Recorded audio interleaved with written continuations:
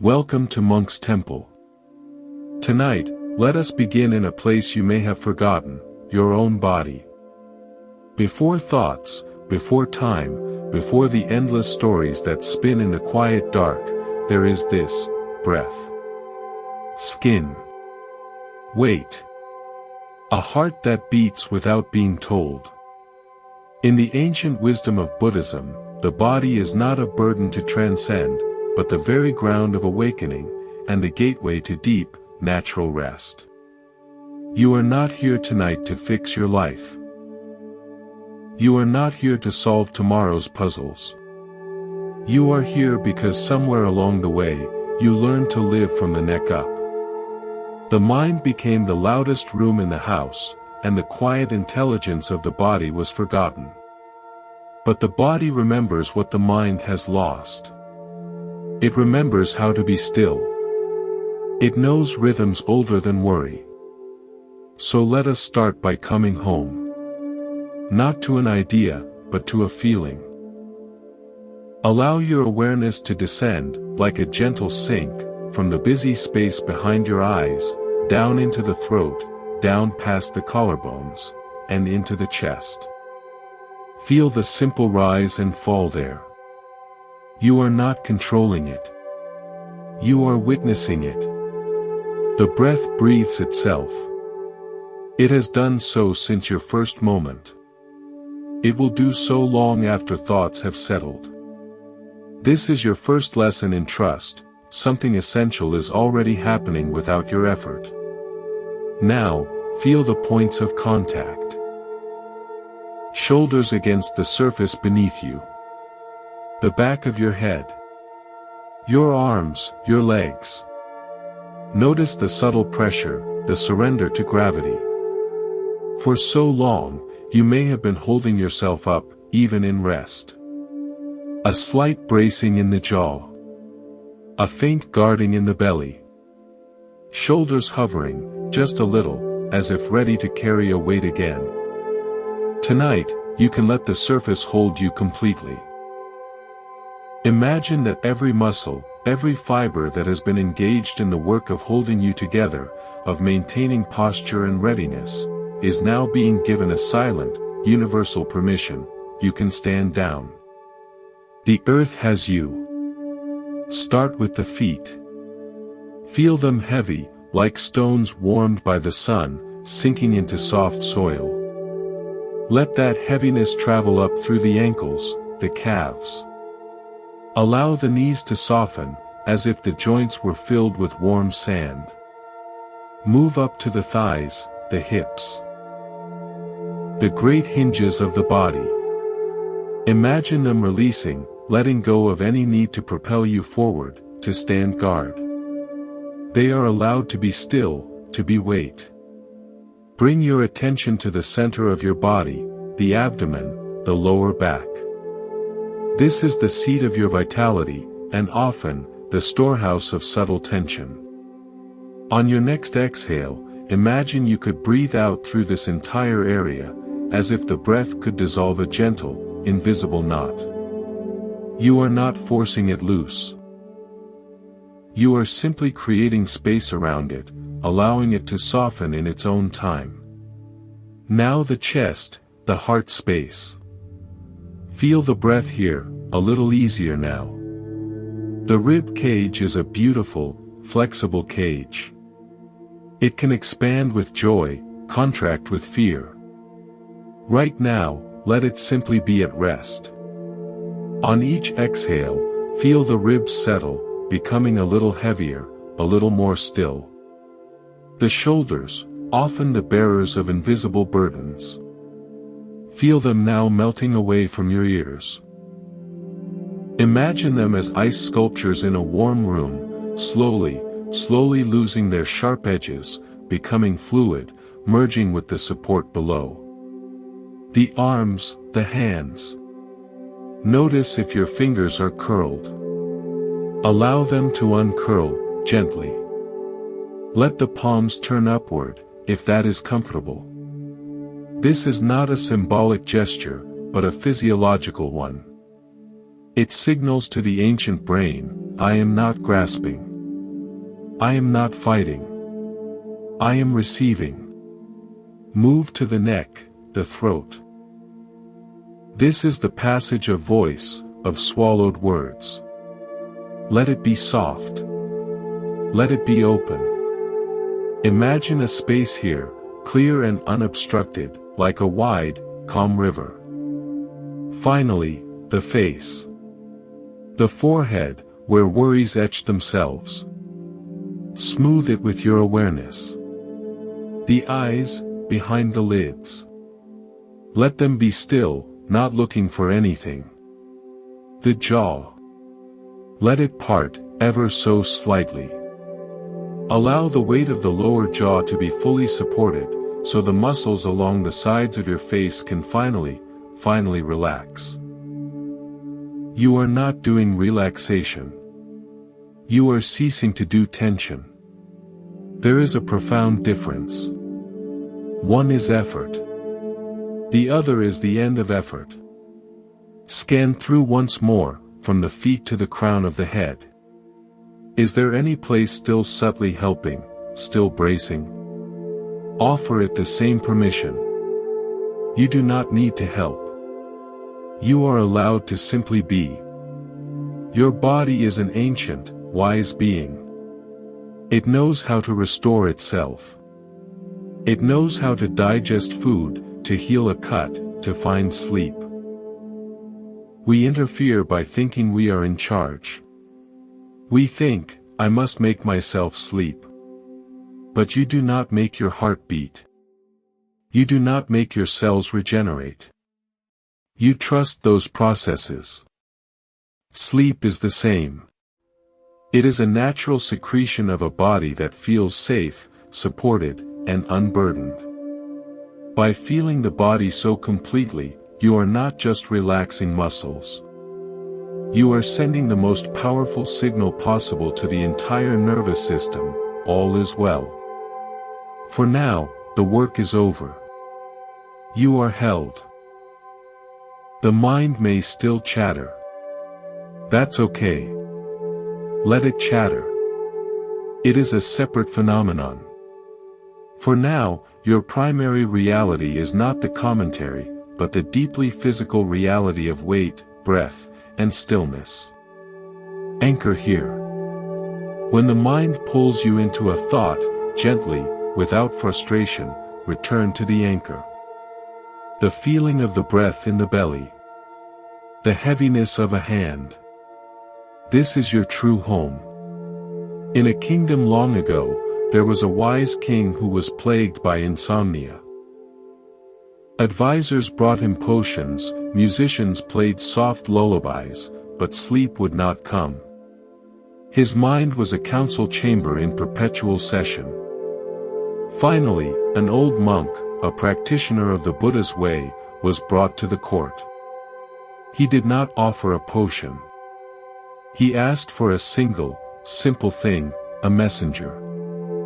He gave the messenger a sealed, empty clay pot. Take this, he told the king, to the oldest tree in the deepest part of the forest.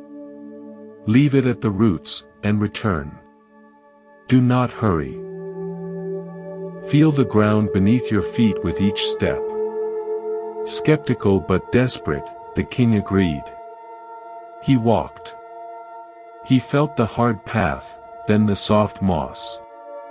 He heard birds, not as noise, but as sound. He felt the weight of the pot in his hands. By the time he reached the ancient tree, his mind was quiet, occupied only by the journey of his body. He placed the pot and returned. That night, for the first time in years, he slept deeply. The next day, he asked the monk, what was the magic in the pot? The monk smiled. There was none. The message was not in the pot, but in the delivery. Your mind was like a trapped bird, fluttering against the window of what if and what next. I did not give it a new cage. I gave its body a forest to walk through. The mind, with no immediate problem to solve, had no choice but to follow the feet, the hands, the breath. It followed them all the way into stillness. The monk continued, the Buddha taught that the mind settles when the body leads. You were trying to command your mind to be silent from a throne of thought. But peace is not commanded. It is followed. You followed your own footsteps, your own breath, back to the place where you already knew how to rest. Your walk through the body tonight is that same journey. You are the king, and you are the messenger. The clay pot is this moment, empty of urgency, full of potential. You are not carrying it to solve anything. You are carrying it to feel the weight of your own presence. Let your awareness walk slowly through the landscape of your physical self. Feel the ground of your being. The mind will follow. It always does. If this gentle guidance is bringing you a sense of space, of homecoming, consider subscribing to Monk's Temple. By subscribing, you create a quiet sanctuary in your feed, a place you can return to whenever you need to remember the way back to stillness. It is a simple gesture of care for your own peace. Now, let us continue.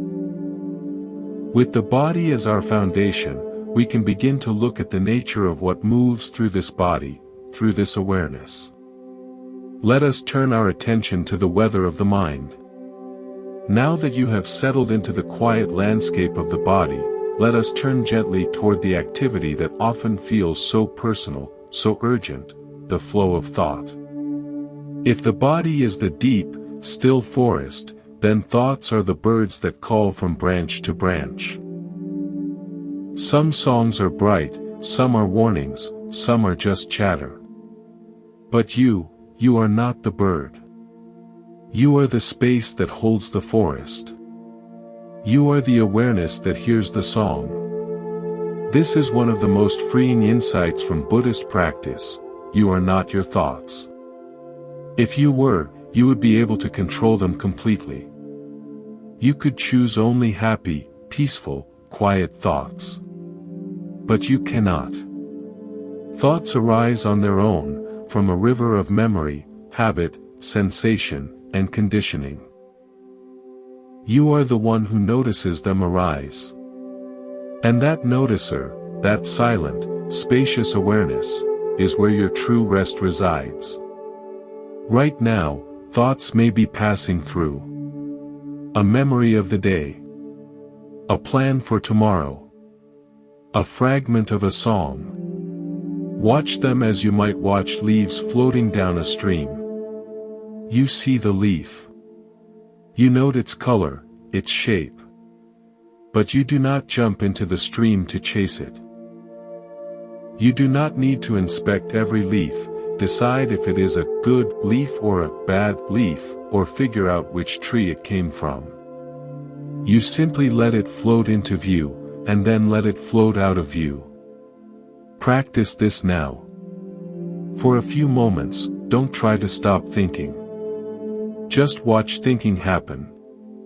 See each thought as a temporary formation in the mind. It is not a command.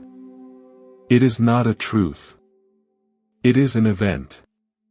A mental cloud passing through the sky of your mind. When a thought comes that has an emotional charge, a worry, a regret, notice what happens. There is the initial thought, like a knock at the door. Then, there is the instinct to answer. To engage. To explain, defend, or fix. This is the habit that creates suffering.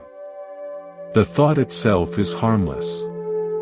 It is the rushing to answer the door that creates the whirlwind. Tonight, practice leaving the door unanswered. When the knock comes, simply acknowledge it. Worrying. Planning. Remembering. And then, gently but firmly, return your attention to the anchor of your body. The steady breath in the belly. The heavy warmth of a limb. The silent darkness behind your eyelids. You are not suppressing the thought. That would be like holding the door shut with all your might, which is still a form of struggle. You are simply choosing not to engage in the conversation. You are remaining quiet inside the house of your awareness. The knock may come again, louder. That's the habit, confused. It's used to you answering. Be patient. Stay quiet. Without the energy of your engagement, the knocking will lose its purpose. The thought will drift back into the stream. This is the practice of non-engagement. The Buddha taught that suffering is not in the sensation, but in our relationship to the sensation. A thought of fear arises. If we meet it with more fear, with resistance, with, "Oh no, not again," we add fuel to it. If we meet it with simple, quiet observation, we see it for what it is, a pattern of energy, arising to pass away. Let the mind be as it is. Let it chatter, let it plan, let it worry. Your job is not to police the mind.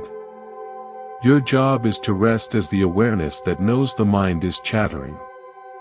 There is a profound peace in this shift. It is the peace of the sky that is untouched by the storm clouds moving through it. There was a village where everyone believed their worth was measured by how quickly they answered questions. A question would be shouted in the street, "What if it rains tomorrow?" And villagers would scramble to answer. "We'll need umbrellas. The crops will be ruined. We must build covers." They would rush about, creating solutions for problems that didn't yet exist, exhausting themselves. In the center of the village lived an old woman in a small, quiet cottage. When the shouts came, she would listen, then simply go back to tending her garden. One day, a young villager, breathless from running, asked her, "Why don't you answer? Don't you care about the village?" The old woman pointed to a willow tree by her fence. "Do you see that tree? When the wind blows, it answers. It sways. It whispers. When the wind stops, the tree is still. It does not sway in memory of yesterday's wind. It does not sway in anticipation of tomorrow's breeze. It answers only the wind that is actually touching it, and then it returns to stillness. Your minds," she said gently, "are swaying to winds that are not here. You are answering questions that are just echoes." The Buddha taught that this is the root of exhaustion. You are answering the knock of every passing thought as if it were a royal decree. Most are just echoes. You can listen to the knock, and choose not to open the door.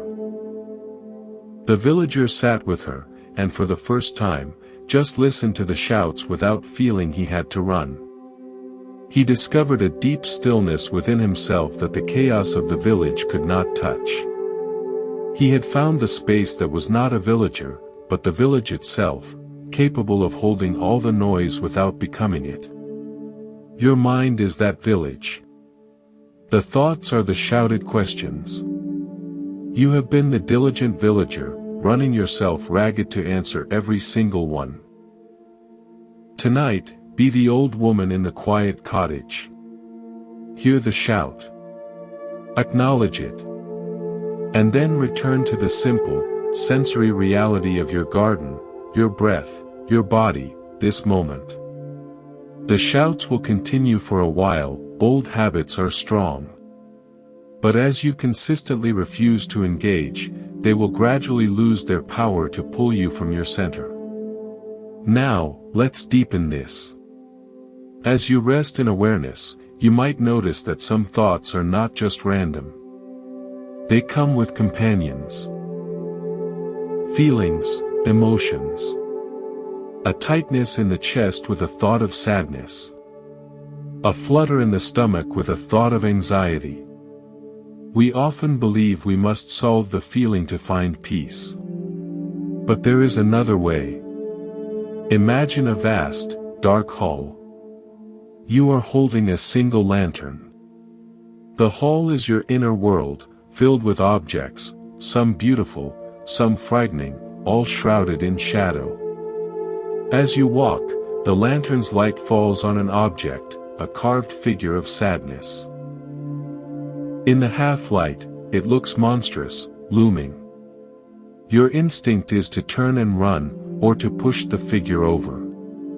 But the Buddha's way is different. It invites you to simply bring the lantern closer. You step forward, not in aggression, but in curiosity. The light falls fully on the figure. You see the grain of the wood, the skill of the carving, the dust on its shoulders. You see it is an object, not a monster. It is something placed here, something that exists, but it is not you. The feeling of fear it provoked was just a reaction to the unknown, to the shadow. This is how we meet difficult emotions. We bring the gentle, steady light of awareness to them. Where do you feel this sadness in the body? What is its texture? Is it heavy, sharp, hollow, aching? Don't analyze why it's there. Don't judge it as unwanted. Just illuminate it with your attention. Feel it fully, as pure sensation. A miracle happens when we do this. The sensation, held in the light of non-judgmental awareness, begins to change. It moves. It softens. It might intensify for a moment, like a wave cresting, and then it begins to dissipate. The emotion is not a solid thing, it is energy in motion. It needs resistance or a story to sustain itself. When you offer neither, only silent, kind attention, it completes its natural cycle and subsides. You are not the sadness.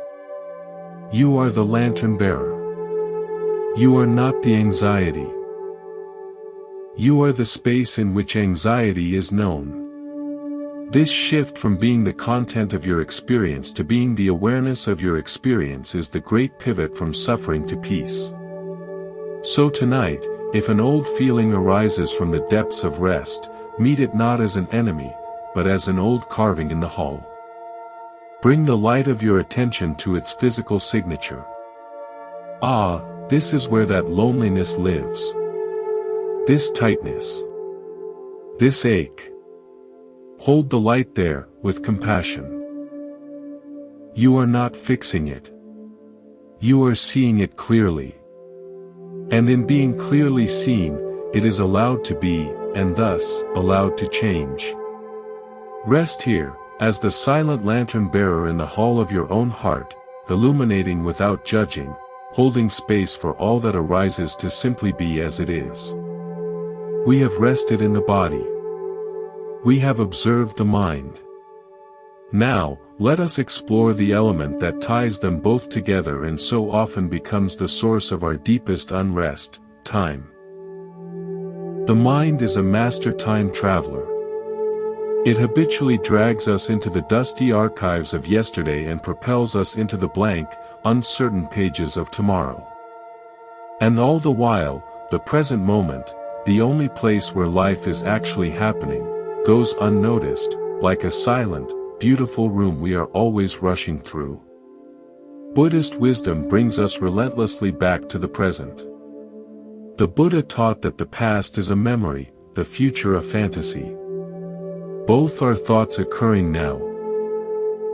When we inhabit them, we leave the only reality we have.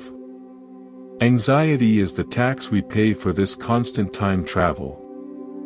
For in the past, we find regret and longing. In the future, we find uncertainty and fear. Only in the present do we find the raw materials of peace, sensation, breath, stillness. So tonight, let's practice dissolving the clock. Let's step out of the river of time and rest on its bank. Begin by noticing the stories of time as they arise. I should have. That is the past reaching into now. What if, that is the future invading now? Don't fight these stories. Simply recognize their nature. Say softly to yourself, that is a story about the past, or, that is a story about the future. Labeling them in this way creates a tiny but crucial gap between you and the thought.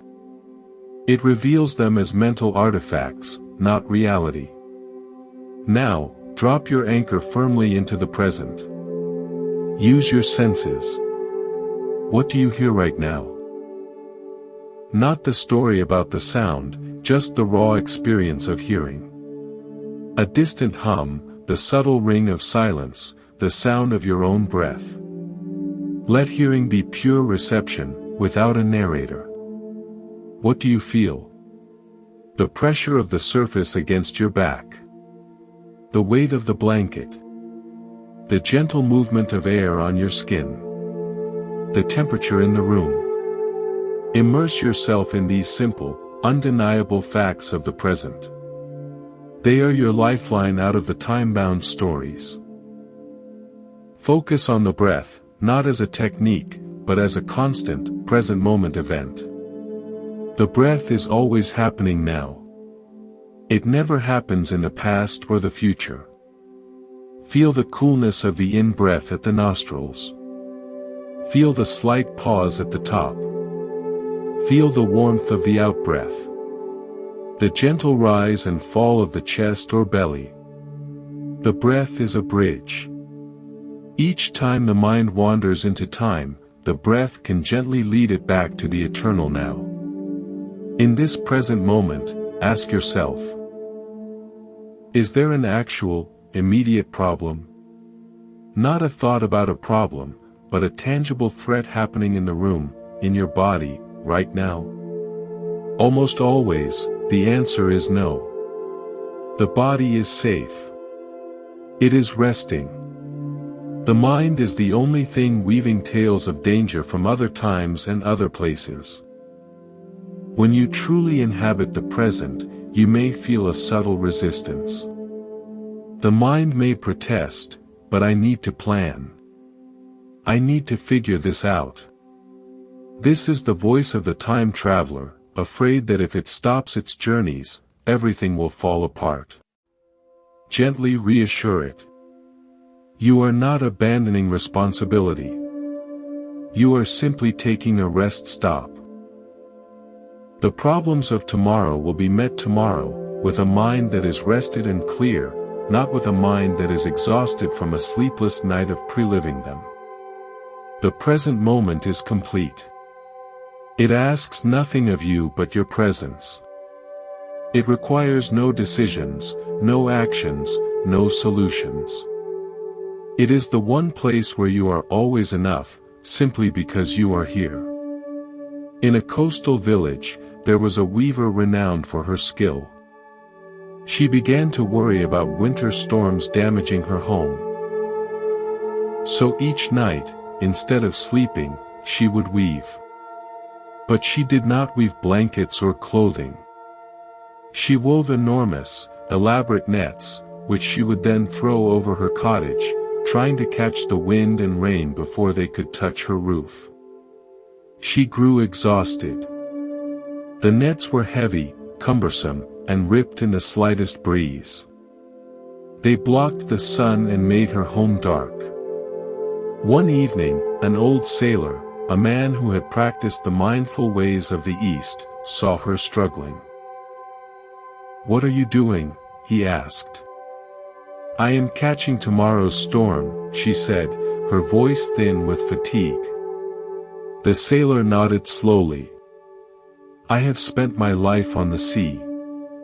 The storm is not yours to catch. It has its own path, its own strength. Your cottage is strong.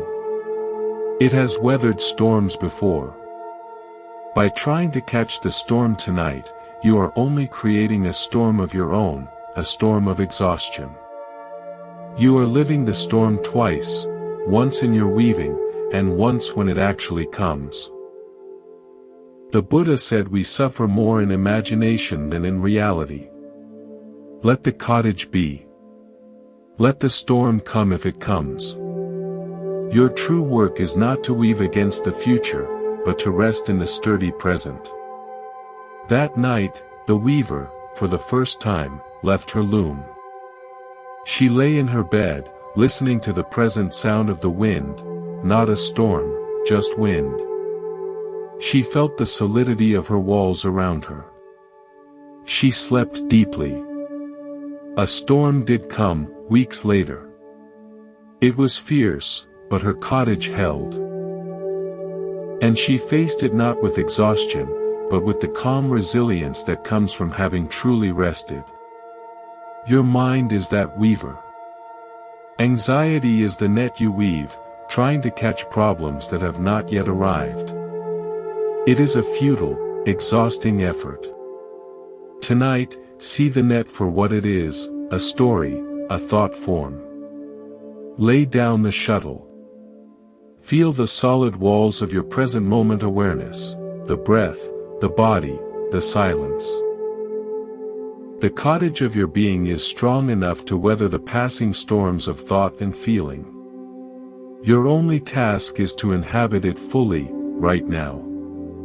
Now, let's take this a step further. As you rest in the present, you may notice a subtle, background sense of control. A feeling that you are responsible for maintaining everything.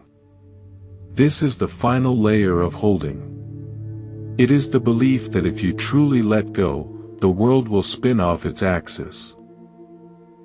There was a myth in a certain mountain tribe about a sacred duty. It was believed that each night, a chosen one had to climb to the highest peak and hold the moon in the sky until dawn. If they failed, the moon would fall, and darkness would reign forever. The duty rotated, and it was a terrible burden. The holders would stand, arms outstretched, trembling with effort, staring at the moon, terrified to blink. One night, it was the turn of a young woman who had sat with traveling monks. She climbed the peak. She saw the others before her, straining. But instead of raising her arms, she sat down. She simply looked at the moon, beautiful and distant. She breathed. The elders shouted from below, "Hold it. You must hold it." She replied, softly, "I am looking at it. Isn't that enough?" She did not hold. She observed. And the moon, of course, continued its slow, graceful arc across the sky, utterly indifferent to the human drama below. When dawn came, the sun rose as it always had. The tribe was astonished. The young woman said, "I learned from the Buddha's followers that we confuse attention with control. We think because we are aware of something, we are responsible for its existence. The moon does not need your hands. Your heart does not need your constant supervision. The dawn does not need your permission. Some things have their own intelligence, their own path. Your true work is not to hold the world up, but to witness its beauty without claiming ownership of its journey. This is the profound trust we are moving toward. The trust that life can unfold, that the body can rest, that the mind can settle, without your micromanagement. You are not the holder of the dawn. You are the witness of the night. And in that gentle witnessing, without strain or effort, you find the deepest possible rest. So tonight, practice being that young woman on the mountaintop. See the thoughts, the feelings, the sensations as celestial bodies, moon, stars, passing clouds, moving through the vast sky of your awareness. You are not holding them aloft. You are not responsible for their course. Your only job is to be present, open, and utterly relieved of the need to control. Rest in this immense and humble truth.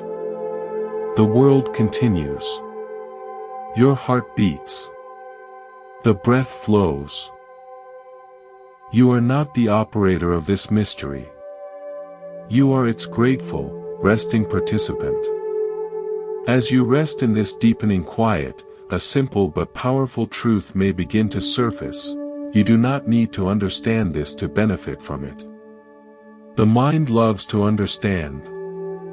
It wants to map the territory, name the experiences, and file them away under achieved or failed.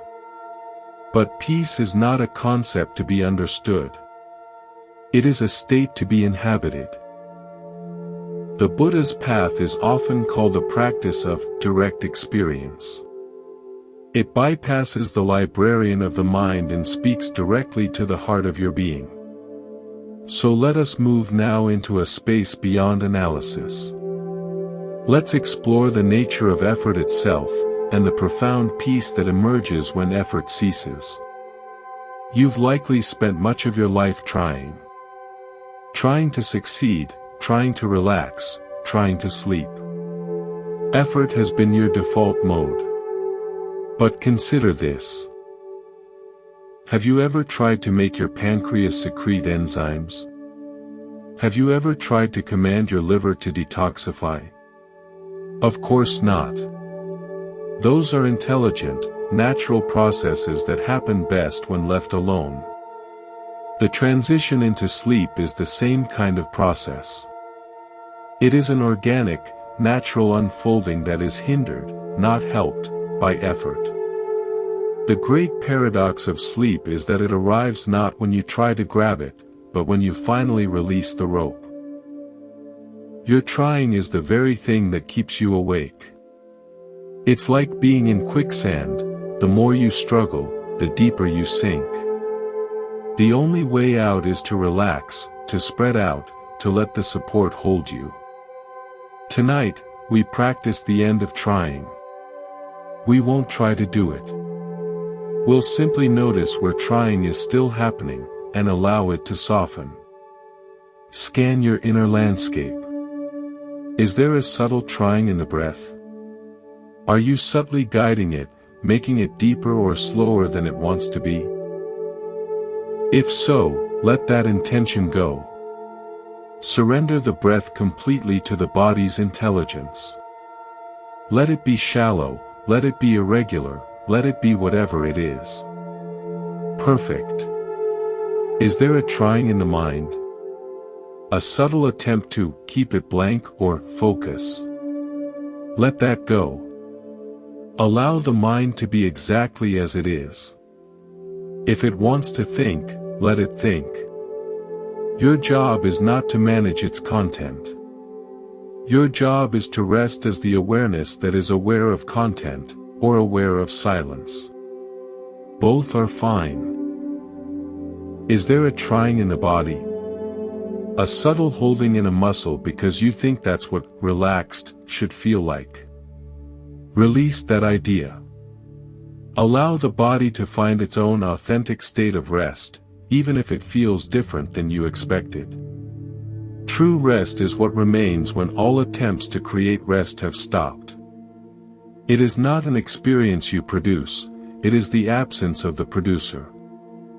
You are moving from being a doer to being a beer. In the wisdom of Buddhism, this is a movement toward your true nature, which is not a collection of actions and achievements, but a fundamental state of conscious being. A famous acrobat performed breathtaking feats high above the ground without a net. His focus was absolute, his muscles perpetually taut, his mind sharp with calculation. He was revered, but he was never at peace. He came to a Buddhist monastery, seeking relief from his constant inner tension. He said to the master, "My mind never rests. Even when I sleep, I am rehearsing falls." The master took him to a courtyard where children were playing on a grassy hill, rolling down it with shrieks of joy. "Watch them," the master said. "They do not try to roll. They simply yield to the slope. They do not brace against the ground, they trust it. The acrobat was puzzled. But the ground is soft grass. My stage is hard wood, far below. Ah, said the master. You see only the physical stage. You have not discovered the net that is always present. What net? The net of the present moment, said the master. You are always bracing against a future fall, a mistake, a failure, a disaster. You live in the terrifying what if. But the present moment is a net. It is the only reality. When you are fully in it, you are held. A thought of the future is not a fall, it is a phantom. You clench against phantoms. Let go of the future, and you fall into the net of now. And now is always here to catch you. That night, the acrobat lay in his cell. Instead of rehearsing, he felt the rough fabric of his mat. He listened to the wind in the pines. He felt his breath, not as a technique, but as a fact. For the first time, he wasn't preparing for the next moment, he was simply in this one.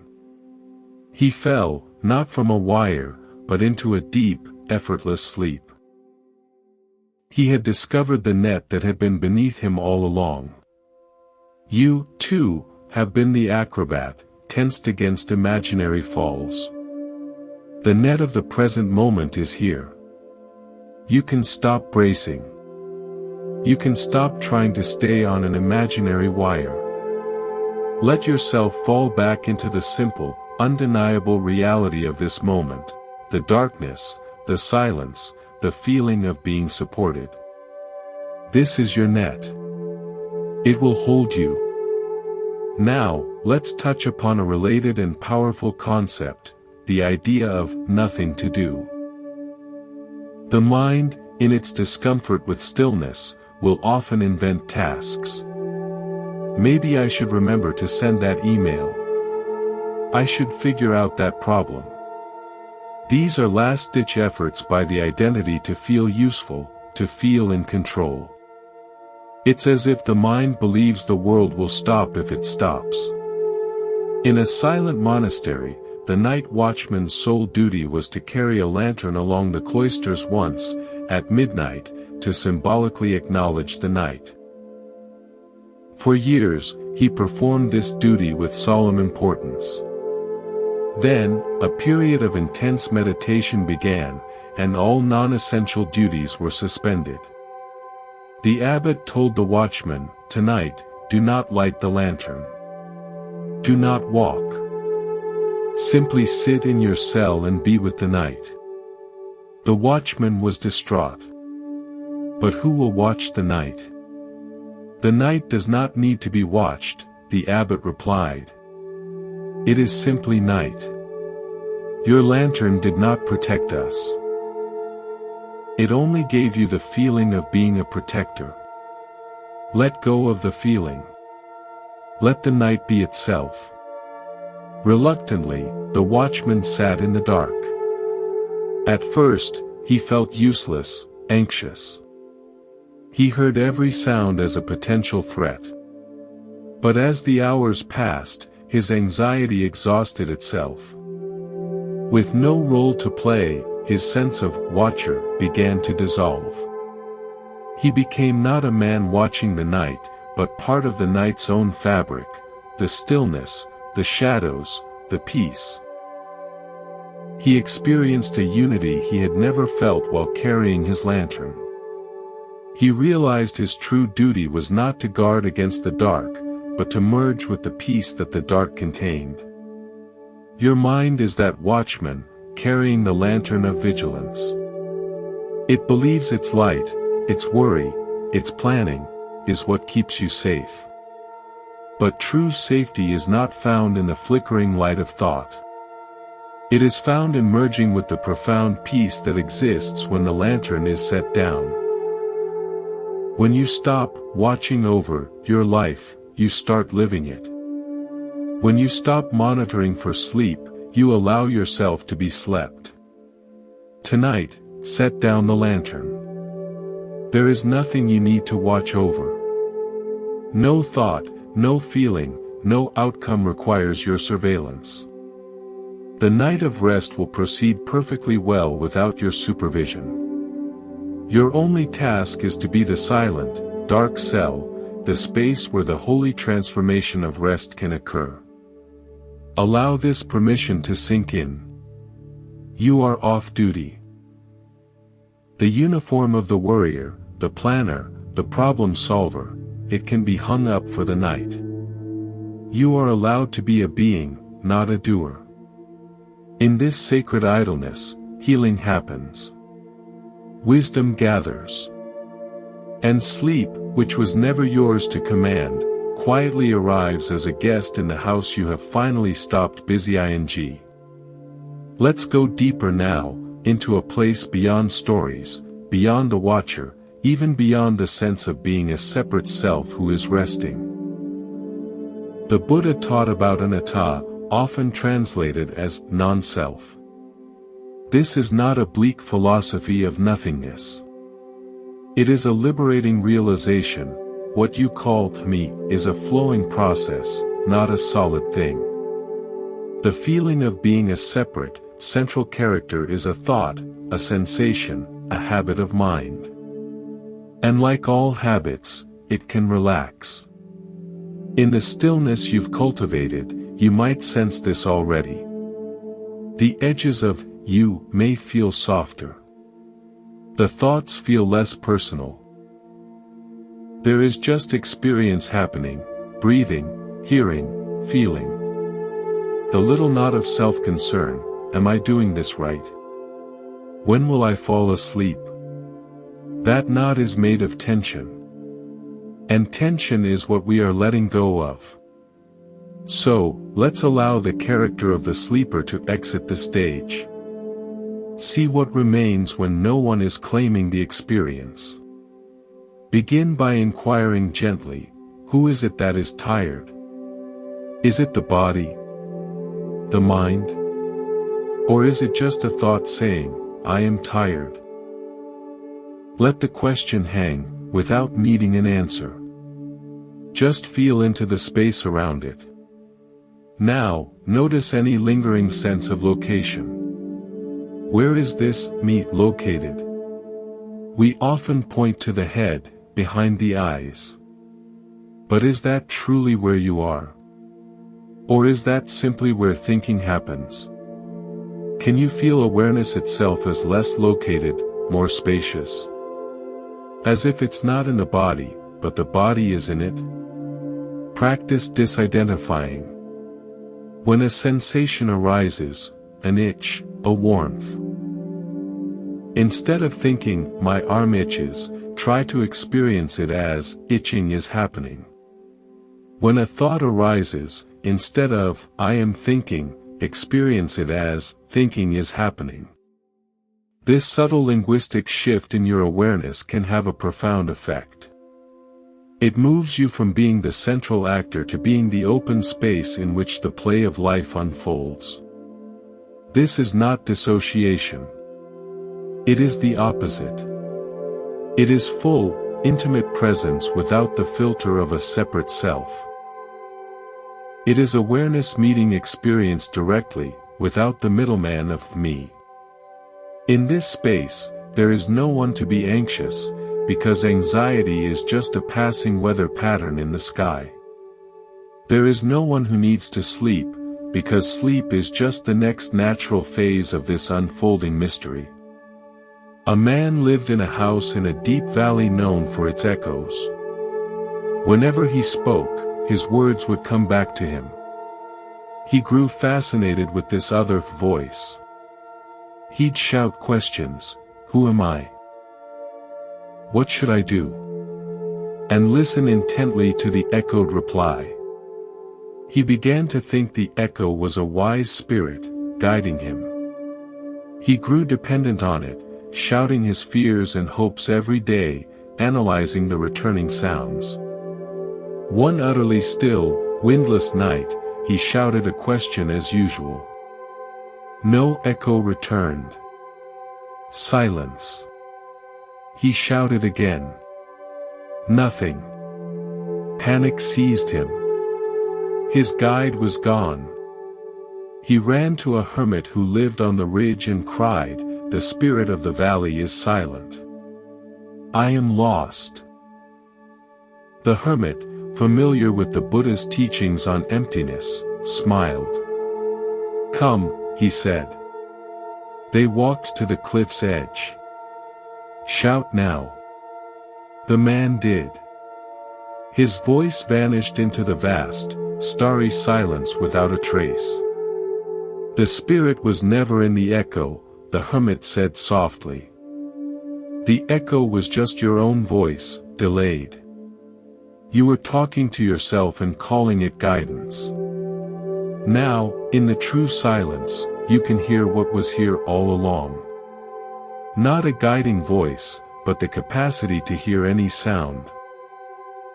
Not a self with answers, but the open space that holds all questions." The Buddha called this the unconditioned. It doesn't answer you. It holds you. You are not lost. You are finally hearing the silence that was here before the first echo, and will be here after the last. The man stood in that silence. The frantic, echoing conversation in his head ceased. For the first time, he wasn't a speaker or a listener on the stage of the valley. He was the valley, vast, silent, and utterly complete. A deep peace settled in him, not as an answer, but as the end of all questioning. Your mind has been that valley, echoing every thought, every worry, making it seem like a separate, significant voice. Tonight, notice the silence between the echoes. Notice the space that holds the thoughts.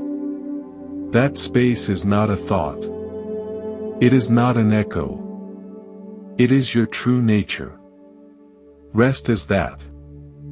From this space of non-self, we can look at a final, tender attachment, the attachment to wakefulness itself.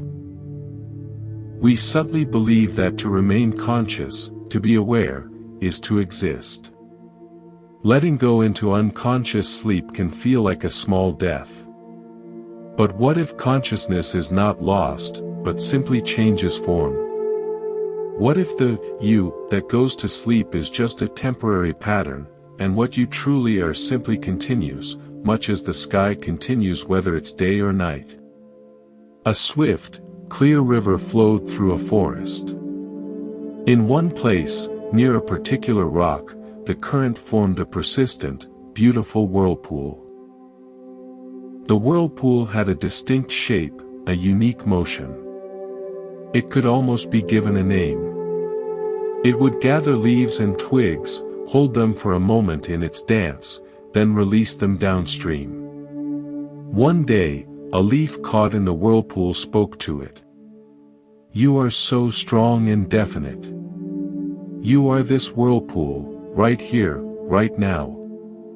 The whirlpool, if it could think, might have agreed.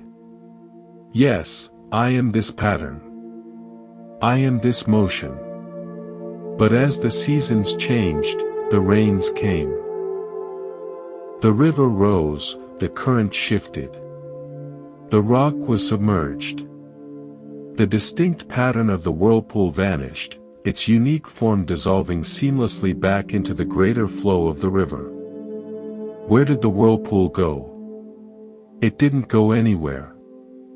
The conditions that created its temporary form simply changed. The water, the essence, was still there, flowing as part of the river, now in a different pattern. The whirlpool was never a separate thing. It was an activity of the river itself. You are like that whirlpool. The conditions of this life, this body, this mind, this memory, create a temporary, beautiful, distinct pattern called you. Sleep is a change in the current. The pattern of wakeful self dissolves. But the essence, the aware, living presence, does not die. It simply flows into another pattern, the pattern of rest, of dreams, of unconscious renewal.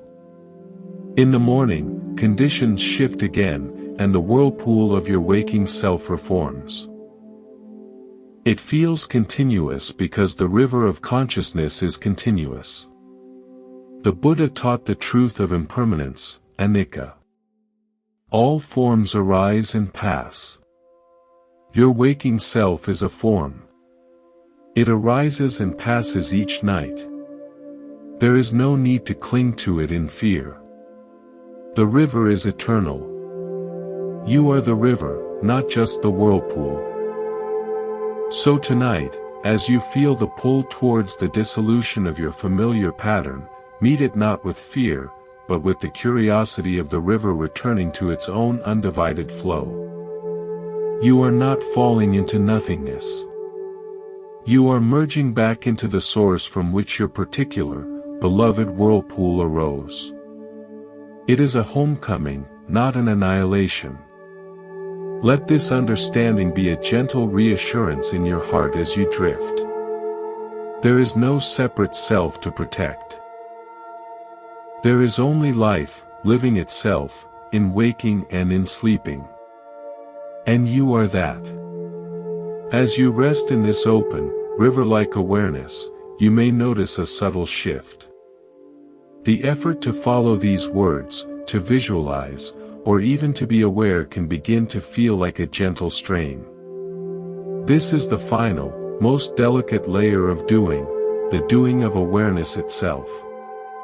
In the deepest teachings of Buddhism, there comes a point where even mindfulness is set down. The raft is left on the far shore. Tonight, we approach that shore. We allow awareness itself to become soft, unfocused, and eventually, to rest. You are not falling into ignorance. You are allowing conscious knowing to dissolve into pure being. Begin by softening the focus of your attention. If your awareness has been like a beam of light, let it now become like the diffuse glow of moonlight. Let it spread and blur at the edges. There's no need to illuminate anything in particular. No sensation needs highlighting, no breath needs tracking. Let experience be a vague, gentle field. You may notice thoughts still flickering, like distant fireflies. There's no need to distinguish them from the dark. No need to say, that's a thought. Let them be simply part of the texture of the night. Sounds may come and go. Let them be absorbed into the silence, not as separate events, but as ripples in a still pond that vanish without a trace. Now, release the intention to listen. You've been listening to this voice, these ideas. That has been a beautiful part of the journey. But the journey is complete. The map is no longer needed. Allow the voice to become just sound, then let the sound recede into the background, like a distant stream you remember from childhood. The meaning of the words is irrelevant now. Let them go. Turn your attention, softly, to the sense of fading. Not as something to achieve, but as something already happening. The boundaries of your body may feel less distinct. The feeling of me may be a faint whisper. This is not loss. This is the embrace of something much larger than your individual self. It is the embrace of rest itself. In this space, you might feel a gentle, magnetic pull. It's not a pull downward into darkness, but an invitation inward into vastness. It is the intelligence of your own organism, wiser than any thought, guiding you into the state of repair and renewal. Do not resist this pull. Do not analyze it. This is the body's ancient wisdom, the same intelligence that heals a wound. Your only job is consent. Imagine you are a sheet of paper upon which the story of the day was written. Now, the ink is fading. The words are becoming illegible. The paper itself is softening, becoming pulp, returning to the clear water from which it was formed. There is no story left. Just the essence, ready to be made into something new tomorrow. On a secluded coast, a lighthouse keeper lived for decades. His identity was his duty, to keep the light burning, to watch the horizon, to be the vigilant eye in the storm. He believed the ships depended entirely on his unwavering attention. One night, a great peace came over him. He felt an inexplicable trust. He extinguished the lamp and sat in the dark tower. He thought, let the night be night. Let the sea be dark. Let the ships find their own way, or let them wait for dawn. In that profound darkness, without his beam slicing through it, he experienced the night for the first time. It was not an absence of light, but a presence of its own, a velvet, whole, complete presence. He was not a keeper separate from it, he was part of the night. The weight of his responsibility dissolved. He realized the light was never his. It was a tool. The watching was never necessary, it was a habit. The peace of the world did not depend on his vigilance, but on the inherent order of things, the tides, the stars, the turning earth. He slept deeply at his post, cradled by the rhythmic crash of waves. At dawn, the sun rose without his help. The world had continued. And he awoke not as a keeper, but simply as a man, rested and renewed. You have been the lighthouse keeper of your own mind, believing your vigilant attention is what holds your world together. Tonight, you are invited to extinguish the lamp of focused awareness. To let the night of unconsciousness be whole and complete. To trust that the essential processes of life, your heartbeat, your breath, the mysterious journey of sleep, will continue without your supervision. You are not abandoning your post. You are realizing there never was a post to guard. There is only life, living itself. And you are allowed to rest within it, as part of it. Now, let go of the last thread. The thread that connects you to this moment, to this listening. There is nothing more to understand, nothing more to do, nowhere to go. Sleep is not a destination on the other side of a bridge you must cross. It is the ground upon which the bridge was built. You are already there. Allow your awareness to dissolve like salt in warm water. It doesn't disappear, it becomes one with the ocean of rest. There is no you to witness the transition. The transition is a story for the waking mind. In truth, there is only the seamless, endless flow of being, now taking the form of deep, healing sleep. We have journeyed far from the world of doing. We have left the lighthouse, set down the lantern, and dissolved the watcher. Now we arrive at the simplest truth, the one that requires no practice, no effort, no understanding. It is the truth of already. Rest is not something you are moving toward. It is not a future event you are waiting to begin. Rest is the condition of this very moment, when all striving ceases. The body is already resting. The breath is already flowing. The mind, in its essence, is already still. Any activity you notice is just the surface ripple on a deep, still lake. Your work tonight is not to create the stillness, but to notice it is already here. Let this recognition wash over you. I am already resting. Feel the truth of it. The trying has stopped. The seeking has ended. You are lying here, and nothing is required. The search for sleep was like a man in a boat on a calm lake, rowing frantically to find water. He already is in the water. He only needs to stop rowing, to feel the support of the lake holding him up. So stop rowing. Stop all movement, even inner movement. Let go of the idea of progress. There is no more rested to become. This level of rest is complete. It is enough. If sleep comes, it will be an extension of this enoughness. If wakefulness lingers, it too is held in this enoughness. There is no wrong outcome here. In the Buddha's teaching, this is the peace of tathata, suchness, or things as they are. The mind's constant evaluation, this is good, this is bad, I need more of this, less of that, falls away. What remains is simple, undeniable presence. The suchness of the dark room. The suchness of the weight of your body. The suchness of the quiet.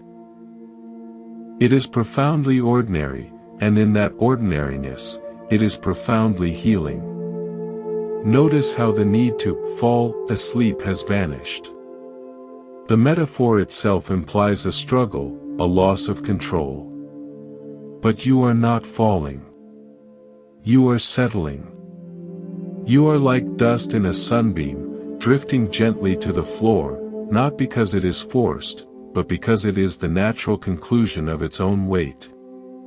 You are settling into the truth of what you already are, a being at rest.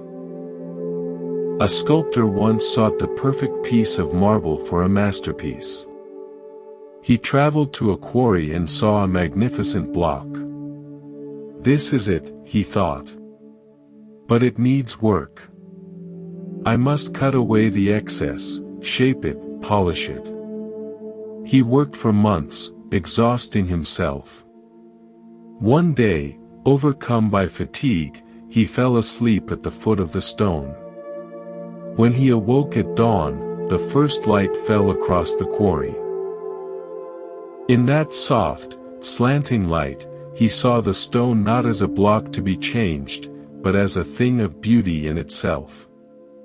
The veins of mineral were like rivers. The rough texture held the memory of ancient mountains. It was complete. He realized his error. He had been trying to force a form onto the stone, when his true role was to reveal the form within it, the form that was already there, waiting in stillness. More than that, he saw that even the revealing was unnecessary. The stone's beauty did not depend on his recognition. It simply was. From that day, his work changed. He moved with reverence, not effort. He removed only what hid the stone's own nature. His masterpiece was not what he added, but what he stopped doing. You are that sculptor, and your rest is that stone. You have been trying to carve yourself into a state of sleep, exhausting yourself with the effort. But the perfect state of rest is already here, inherent in your nature. You don't need to carve it into being. You only need to stop carving. To see, in the soft light of this awareness, that you are already whole, already complete, already at rest. Any sense of lack is just a thought, a shadow passing over the stone. The stone remains, untouched. From this place of already rest, the final release happens not as an action, but as a non-action. It is the understanding that there is no one left to release, and nothing to release into. There is only this. So, allow the last vestige of a journey to dissolve. You are not going to sleep. Sleep is coming to you, as the tide comes to the shore. The shore does not move. It does not strive. It simply is, and the water rises to meet it. Be the shore. Be the already complete stone. Be the lake that has stopped rowing. In this being, the distinction between watcher and watched, sleeper and sleep, self and other, softly blurs and fades away. What remains is not an experience you will have. It is the end of all separate experiences. It is unity. It is peace. It is home. Here, at the very edge of words, we arrive at the silent core. All guidance, all stories, all concepts now recede like waves pulling back from the sand. What is left is not emptiness, but fullness, the fullness of pure presence, without an object, without a subject. If you are still aware of these words, let them become like distant wind. Let their meaning dissolve.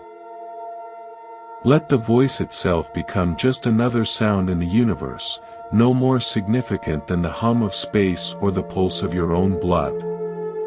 There is no technique left to apply. No state to attain. You are not practicing Buddhism.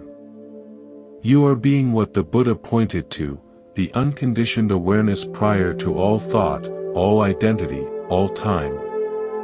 In this ancient tradition, this is the heart of peace, not a peace that is made, but a peace that is discovered when everything else falls away. So, let everything fall away. Release the last subtle hold on being someone who is listening. Release the hold on being someone who is resting. Let the sense of I soften until it is no thicker than mist. Let the body be felt not as yours, but as a phenomenon appearing in awareness. Let the breath breathe itself, an eternal rhythm that belongs not to you, but to life itself. There is no destination called sleep. There is only the infinite field of awareness now deepening, softening, letting go of the very idea of form. You are not falling asleep. You are becoming sleep. Not as a loss, but as a seamless merging. The droplet is returning to the ocean. It does not disappear, it remembers it was never separate. In a great hall of mirrors, a single candle burned. Its flame reflected endlessly in every direction, creating the illusion of 1,000 flames, a universe of light.